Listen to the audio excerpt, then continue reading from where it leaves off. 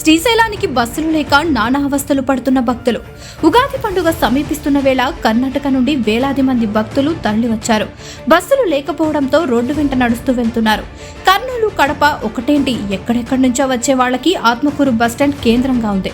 కానీ ఇక్కడ చూస్తే బస్సు సర్వీసులు లేవు. పైనుండి వస్తున్న బస్సులు ఫుల్ అయి వస్తుండడంతో బస్సు ఎక్కడానికి ఎగబడుతున్న భక్తులు. దయచేసి ఆర్టీసీ అధికారులు స్పందించి శ్రీశైలానికి బస్సు సర్వీసులను వేయాలని కోరుతున్న భక్తులు.